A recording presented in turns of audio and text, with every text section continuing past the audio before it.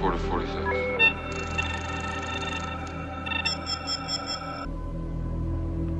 Let's cut to the chase. I know you're not a woman. What's up, space pirates? This is your Admiral, the effortlessly entertaining Dr. Disaster, and you might recall that several weeks ago there was quite a bit of controversy going on because that crowd of activists was out in force trying to push Hunter Schafer, a trans woman, as the actor for the role of Zelda in the upcoming live-action Legend of Zelda film.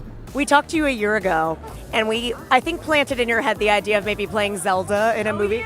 Do you know how gross that sounds? You're disgusting! Naturally, that did not happen because for as out of touch as the bozos at Nintendo are, they aren't that ridiculous. They have flirted with social justice initiatives over the past few months, but they made the right call and said hell no to Hunter Schafer, and they cast a female in that extremely important role, which naturally sent the activists into hilarious hissy fits. Ignorant, blood-sucking, dog-kissing, brainless, dickless, hopeless, heartless. There were rumors that Hunter Schafer was going to be pushed for the role of Samus next, but it looks like, in actuality, Hunter's next big role is going to be in the newest Blade Runner sequel for Amazon Prime, in which another classic sci-fi story is bastardized by Hollywood as they attempt to transform it into a girl IP.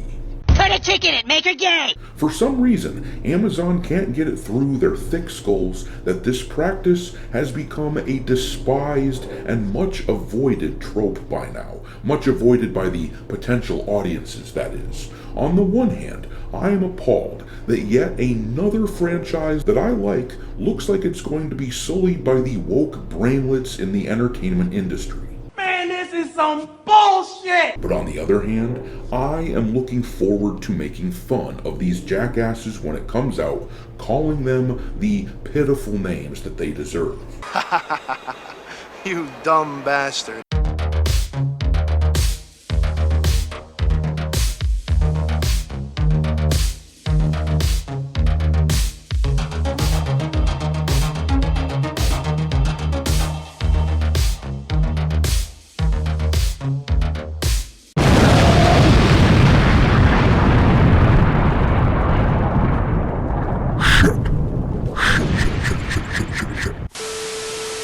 Alright, me hearties, make sure that you hit the like button on this video, share it with your friends, subscribe to the channel if you haven't already. Also, I've started uploading content onto Rumble too, so make sure to follow me over there. And don't forget to follow me on X, where my handle is Dr. Disaster 1. But anyways, let's take a gander at the news that has dropped about this Blade Runner sequel, which apparently 2099 was announced a few years ago, but admittedly, I don't remember hearing about it at all. I imagine I just drove it out of my memory because you just know what Amazon is going to do to a franchise like this. The way that they shit all over The Lord of the Rings with their Galadriel girl boss nonsense has been nothing short of infuriating. That show was clearly being made for a modern audience. You know, those sophisticated, urban-dwelling forward thinkers who push for diversity into their entertainment projects, no matter how little sense it makes. What in the hell's diversity? But let's take a look at the details of this upcoming show that were just revealed. This article from Deadline breaks it down for us. The wait is almost over. Blade Runner 2099. Prime Video's limited series follow-up to the 2017 movie sequel Blade Runner 2049 will premiere on the platform in 2026. The update was provided by Laura Lancaster in an internal memo announcing promotions for two executives. Green-lighted in September of 2022, the series, starring Michelle Yeoh, was delayed by almost a year by the 2023 Hollywood strikes, currently in post-production. Blade Runner 2099 had previously been targeting a debut in late 25 or early 26. And then it tells us that Hunter Schafer and a handful of other people are going to star in the show. So, instead of the solid male leads driving the story, a la Harrison Ford and Ryan Gosling in the previous films, they are replacing them with Michelle Yeoh. And no disrespect to Michelle, who is a consummate badass martial artist in real life. I will always admire her work in Crouching Tiger, Hidden Dragon, but no offense to her, she's a competent actress, but Blade Runner was always a noir-styled story, and there is something inherently masculine about that kind of tale. The typical noir female character is the classic femme fatale.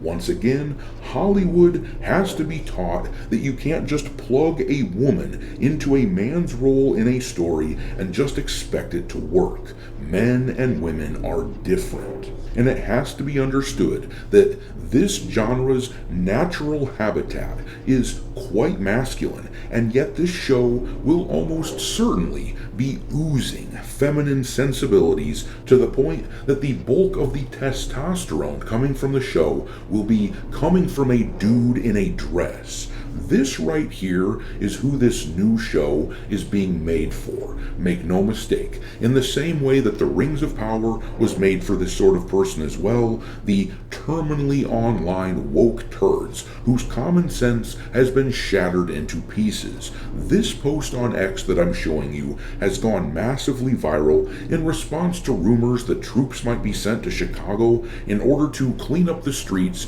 and put an end to crime. This woman here wrote, "Dear Donald Trump, I've been carjacked in Chicago with my arm broken. I still don't want your troops here." And that right there is just the thing. These people hate normal folks so much that they are willing to let themselves be hurt in order to prove a point, in order to try to prove that their points are correct. But the last Blade Runner movie flopped in theaters, and supposedly it's built up a cult following in subsequent years, but I personally think the franchise should never have been turned into a franchise in the first place.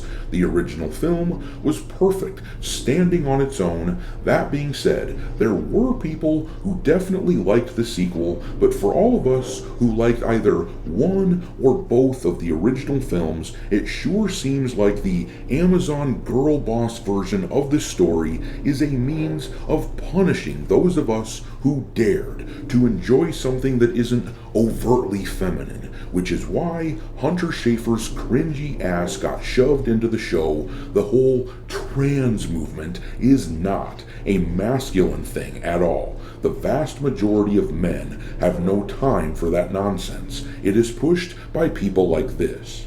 Gals who succumb to social pressures and who want to appear virtuous, and they have been prodded by social media into hating anyone who disagrees to the point that they will self-destruct in order to promote it.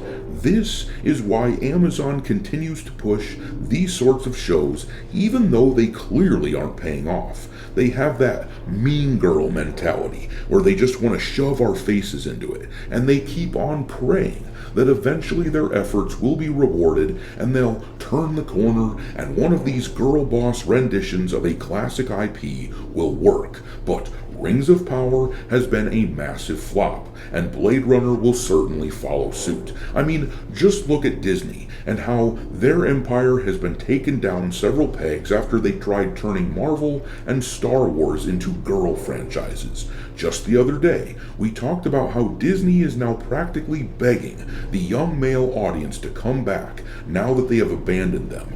The problem is that Amazon makes too much money to care, and of course, that leaves me with one alternative when it comes to this situation. When they take an IP like Blade Runner and inject social justice shit into it, which they certainly will do, the only recourse we have is to avoid it like the plague and to laugh at these clueless dingleberries who hate us so much that they are willing to figuratively set billions of dollars on fire just to spite us. But I'm gonna leave it there.